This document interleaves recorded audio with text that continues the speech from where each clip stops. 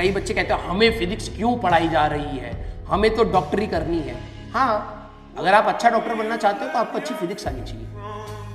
Believe me, it's not just about the apparatus या जो आप अपने उसमें इंस्ट्रूमेंट्स यूज करने वाले हो। No, not just.